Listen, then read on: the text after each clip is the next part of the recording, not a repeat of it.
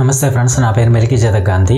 ఆధునిక న్యాయ వ్యవస్థలో కంటికి కన్ను, పంటికి పన్ను, ప్రాణానికి ప్రాణం అన్న న్యాయాన్ని మనం ఆశించకూడదు. ఎందుకంటే ప్రాణాన్ని పోయలేనప్పుడు లేదంటే ప్రాణాన్ని తీసుకుని రాలేనప్పుడు మనం ప్రాణాన్ని తీసే అధికారం ఎవరికీ లేదని మనం అర్థం చేసుకోవాలి. మన దేశంలో 2 స్థానిక కోర్టులు 2 భిన్నమైన తీర్పులనిచ్చారు. ఒకటో తీర్పు ఏంటంటే, దేశాన్ని కుదిపేసిన కోల్కతా ఆర్జిక్ మెడికల్ కాలేజ్ హాస్పిటల్ డాక్టర్ మీద అత్యంత కిరాతకంగా చంపేసిన సంజయ్ రాయ్కి సెషన్ కోర్టు ఉరిశిక్ష విధించలేదు. అతడు చనిపోయేదాకా జీవితాంతం జైల్లో ఉండేలాగా తీర్పునిచ్చింది. ఇది అత్యంత అరుదైన నేరం కాబట్టే అతనికి ఉరిశిక్ష విధించలేమని చెప్పింది. సో అలా చెప్పడం అనేది చాలా మందికి ఆశ్చర్యానికి గురి చేసింది. అట్ ద సేమ్ టైం ఈ నెల జనవరి 20వ తేదీన ఇంకొక భిన్నమైన తీర్పు ఏంటంటే, కేరళలో ఉండే ఇంకో సెషన్స్ కోర్టు తీర్పునిస్తూ ప్రియుడికి ఆయుర్వేద మందులో విస్మిచ్చి చంపేసిన ప్రియురాలకు ఆమెను దోషిగా డిక్లేర్ చేస్తూ కేరళ సెషన్స్ కోర్టు ఈ నెల జనవరి 20వ తేదీన ఆమెకు ఉరిశిక్ష విధించింది. ఎందుకయ్యా ఈమెకు మాత్రమే ఉరిశిక్ష అని అడిగితే,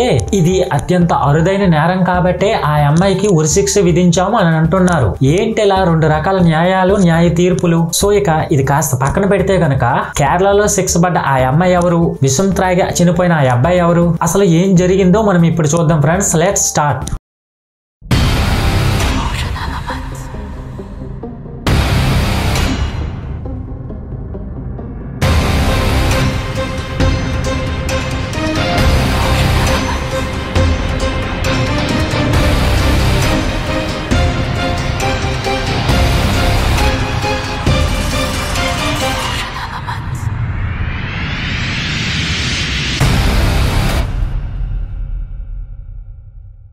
అమ్మాయి పేరు గ్రేష్మ, అబ్బాయి పేరు షారోన్. గ్రేష్మ ఉండేది తమిళనాడులోని కన్యాకుమారి, అబ్బాయి ఉండేది కేరళలోని తిరువనంతపురం. 2 వేర్వేరు స్టేట్స్ అయినా కొన్ని నిమిషాల్లో వెళ్లి వచ్చేయవచ్చు. 8 నుంచి 15 కిలోమీటర్లు మాత్రమే డిస్టెన్స్ ఉంటుంది. చాలా డీప్ గా ప్రేమించుకున్నారు మరియు ఎప్పటికప్పుడు తరచుగా కలుసుకునేవారు. ఈ షారోన్ BSc రేడియాలజీలో ఫైనల్ ఇయర్ చదువుతున్నాడు. అమ్మాయి గ్రేష్మ లిటరేచర్ లో PG చేస్తుంది. ఇక్కడ ఒక పాయింట్ ఏంటంటే, ఇప్పుడు నేను చెబుతున్నది లవర్స్, ప్రేమలో ఉన్న వారికి ఇది అర్థమవుతుంది. అదేంటంటే, ప్రేమించిన మొదట్లో రాసుకుంటూ పూసుకుంటూ ఒక రకమైన హై లెవెల్ ప్రేమ ఉంటుంది. రోజులు, నెలలు, సంవత్సరాలు గడిచిన కొద్దీ ఆ ప్రేమ కాస్త డే బై డే స్లోగా తగ్గిపోతూ ఉంటుంది. ఇక విషయానికి వస్తే, గ్రేష్మ, షారోన్ ఇన్స్టాలో చాలా రీల్స్ చేసేవారు. ఫొటోస్, వీడియోస్ తీసుకుని సోషల్ మీడియాలో పోస్ట్ చేసేవారు. ప్రేమ పక్షుల్లా వాళ్ళు చేసే రీల్స్ చూస్తే మనకు అర్థమవుతుంది వీళ్ళు ఎంతలా ప్రేమించుకున్నారంటే, ప్రేమ పక్షుల్లా వీళ్ళు చేసే రీల్స్ చూస్తే మనకు అర్థమవుతుంది. ఇక్కడ గ్రేష్మ షారోన్ ప్రేమ గురించి తన ఇంట్లో చెప్పలేదు, కానీ షారోన్ మాత్రం తన ఇంట్లో చెప్పాడు. ఈ గ్రేష్మ అనే అమ్మాయి వాళ్ళ తల్లిదండ్రులకు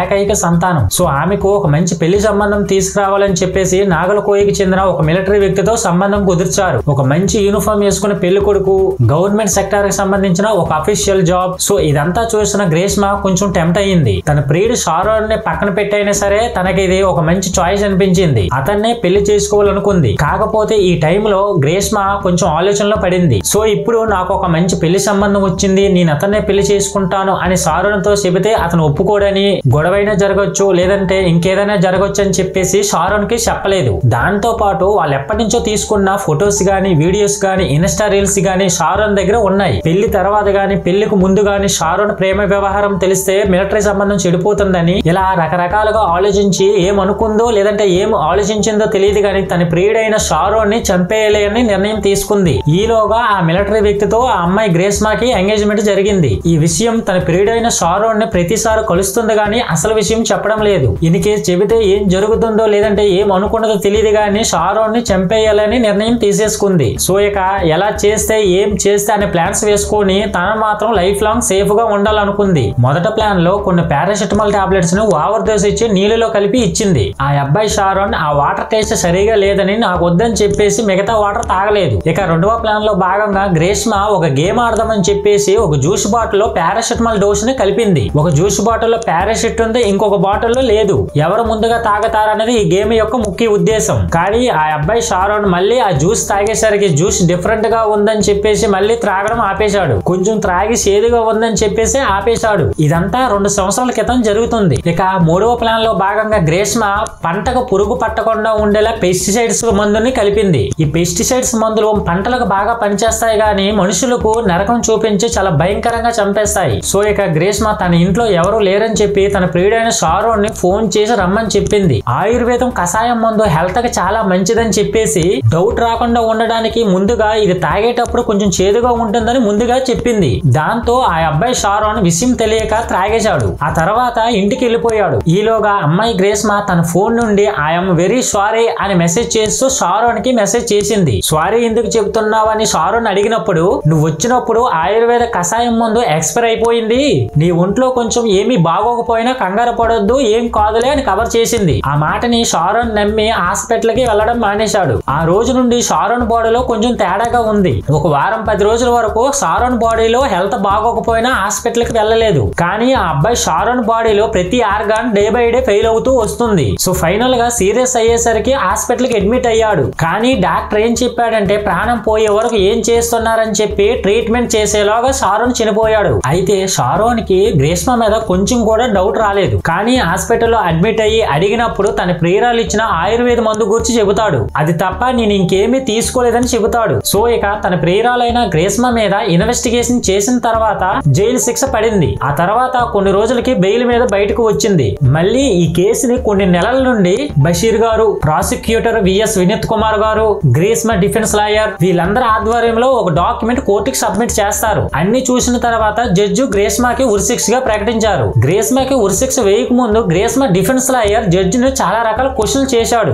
ఏమని అంటే ఈ షారోన్ అనే వ్యక్తి ఒక బ్లాక్ మెయిలర్ అని, తన వీడియోస్ ని తన ఫొటోస్ ని చూపిస్తూ బ్లాక్ మెయిల్ చేసేవాడని, చాలా అబ్యూజివ్ గా ఉండేవాడని, ఇలా రకరకాలుగా గ్రేస్మా డిఫెన్స్ లాయర్ జడ్జిని క్వశ్చన్ చేశాడు. దానికి కోర్టు అవన్నీ ఎంక్వైరీ చేసిన తర్వాత సరైన ఆధార్ లేకపోవడం వల్ల అవన్నీ కొట్టిపాడేసింది. సో ఇప్పుడు గ్రేస్మా పేరెంట్స్ హైకోర్టుకు వెళ్లి అపీల్ అయినా చేసుకోవాలి, లేదంటే కోర్టు ఇచ్చిన తీర్పును అంగీకరించాలి. ఈ హత్య కేసులో సాక్ష్యాధారాలు నాశనం చేసిన గ్రేస్మా బంధువుకి 3 సంవత్సరాల జైలు శిక్ష విధించింది. గ్రేస్మా నా మీద దయ చూపండి అని చెప్పేసి కోర్టును బ్రతిమలాడింది. అయినా సరే కోర్టు నీకు ఆల్రెడీ నేర చరిత్ర ఉంది, నువ్వు ఎన్నోసార్లు చంపడానికి ప్రయత్నించావు, నీలో ఒక్క సెకండ్ పాటు మార్పు వచ్చుంటే నీ నిర్ణయాన్ని మార్చుకొని షారోన్ చంపేదానివి కాదని గ్రేస్మాకి ఉరిశిక్ష విధించింది. కానీ ఉరిశిక్ష విషయంలో మన దేశంలో చాలా భిన్నాభిప్రాయాలు ఉన్నాయి. నేరం చేసిన గ్రేస్మాని ఉరిశిక్ష ద్వారా క్షణాల్లో చంపినంత మాత్రాన షారోన్ తల్లిదండ్రులకి న్యాయం జరుగుతుందంటారా? అలాగే న్యాయ వ్యవస్థలు కూడా గ్రేస్మాకి ఉరి తీసి అయిపోయిన మా పని, బాధితులకు న్యాయం చేసేసాము అనే ఫీలింగ్ లోకి వెళ్ళిపోతారు. సో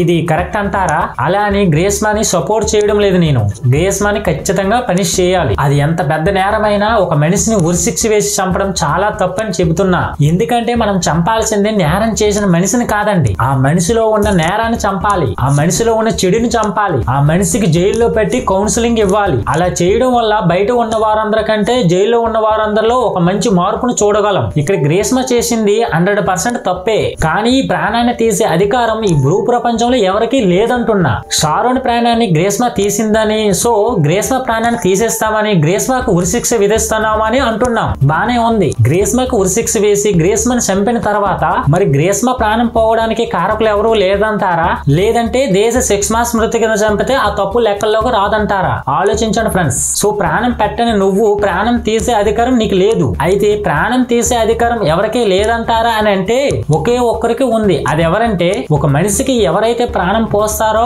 వాళ్ళకే ఆ మనిషి యొక్క ప్రాణం తీసే అధికారం ఉందని కోరుకుంటూ నెక్స్ట్ వీడియోలో మళ్ళీ కలుద్దాం ఫ్రెండ్స్. అందరికీ బాయ్.